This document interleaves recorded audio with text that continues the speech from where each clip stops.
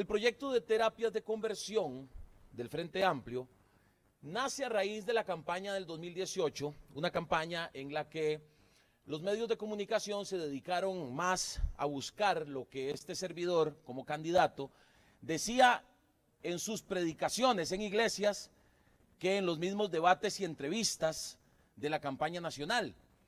Recuerdo que en esa dinámica empezaron a sacar algunas notas, La Nación, CR Hoy, Semanario Universidad, Canal 7, sobre lo que este servidor y otros líderes religiosos hablaban, sobre todo en relación al tema del matrimonio entre personas del mismo sexo.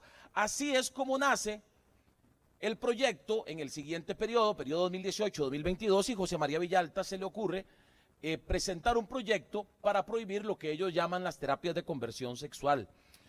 Un proyecto que establece, entre otras cosas, que una persona sí puede convertirse del heterosexualismo al homosexualismo, pero no jamás del homosexualismo regresar al heterosexualismo.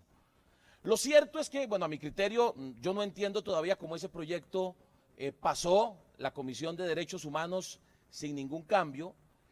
Tampoco entiendo cómo en este periodo, con el voto de todas las fracciones, excepto la de Nueva República, ese proyecto logró pasar el filtro de los 4 años del plazo cuatrienal, una moción que se aprobó aquí, que todos votaron a favor, excepto los diputados de Nueva República. Incluso algunos de ustedes llegaron a decirme después que no sabían lo que estaban votando cuando votaron a favor de la ampliación del plazo cuatrienal. Los pongo en contexto de cómo llega ese proyecto a la Asamblea Legislativa, porque lo cierto es que este proyecto del Frente Amplio es más para perseguir a los costarricenses por sus convicciones morales y religiosas. Lo hemos sostenido. Incluso ayer trataron de meterlo, es el proyecto 20.970, un proyecto que trataron de meter otra vez en la agenda del plenario.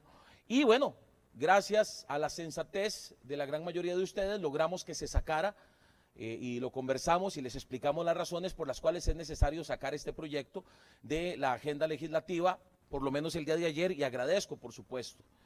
Pero para nosotros este proyecto no es más que un intento solapado de legalizar la persecución religiosa en Costa Rica. En Nueva República hemos dicho que nos oponemos y que haremos todo lo posible porque ese proyecto no se apruebe, y quiero explicarles varias de las razones.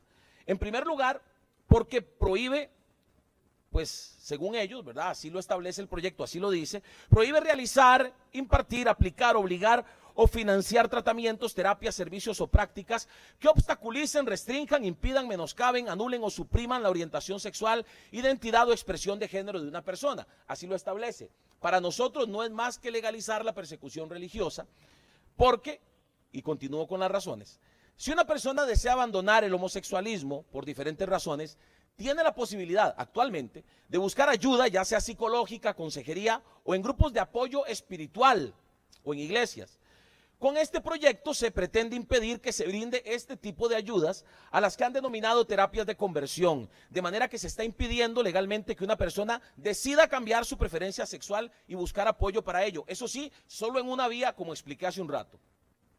De manera que es importante recalcar que nadie, en este caso en Nueva República, está pretendiendo que se obligue a cambiar a nadie. En esto que llaman terapias de conversión, quienes acuden por ayuda lo hacen voluntariamente, sin ningún tipo de coacción, y esa posibilidad no se les debe negar.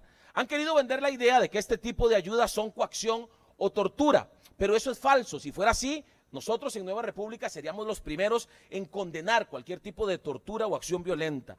Además, la coacción, ya lo dijo doña Gloria Navas en la misma Comisión de Derechos Humanos, la coacción ya es sancionada en el artículo 193 del Código Penal, y la tortura está contemplada en el artículo 123 bis de ese mismo código. Cuando vemos lo que ocurre en países como España, donde se aprobó un proyecto similar a este, donde organizaciones activistas LGTB se infiltran en las misas, se infiltran en los cultos para denunciar cualquier referencia que se haga sobre la posibilidad de que una persona homosexual pueda dejar de serlo. Incluso llegan a exigirle a sacerdotes y pastores que entreguen, previo a realizar su sermón, su homilía, su prédica, que entreguen los bosquejos de esos sermones para revisarlos y así asegurarse que no se haga ninguna referencia a ese tema. Entonces los progres, ¿qué quieren? Imponer lo que se predica, aún lo que se predica dentro de las iglesias y lo que no se predica. Esto es persecución religiosa en todo el sentido de la palabra. Esto sí es coacción. Un proyecto como estos lo que hace es abrir portillos para cacerías de brujas, para acusaciones falsas contra consejeros, psicólogos, líderes religiosos, por el único hecho de dar una consejería, orar por alguien o querer hablar del tema en una congregación. Entonces, para nosotros en Nueva República está claro que la persecución religiosa es la verdadera intención detrás de este proyecto. Y esto se ha hecho evidente cuando escuchamos los discursos de los diputados proponentes que constantemente atacan creencias y actividades religiosas. Comparten testimonios que no se puede confirmar su veracidad, en los que es notable el odio hacia quienes profesamos alguna creencia religiosa. En esos testimonios narran supuestas experiencias de torturas y coacción, pero no hay denuncias. Eso es lo curioso sobre los hechos que mencionan. Ya podrían hacer las denuncias, ya les mencioné los artículos del Código Penal que lo respaldan. Así que no es novedad que estos grupos progres pretendan atacar los principios y valores y la libertad religiosa, y de hecho debo decir que no es la única forma en que lo hacen, pues hay otros proyectos también en los que los herederos del PAC lo están intentando. Por eso quiero hacer un llamado para cerrar al presidente de la República para que no convoque este proyecto en este periodo de sesiones extraordinarias. Y en lugar de discutir proyectos que pretenden encender la persecución religiosa en Costa Rica, nos concentremos en proyectos de ley que resuelven los grandes problemas que atravesamos los costarricenses.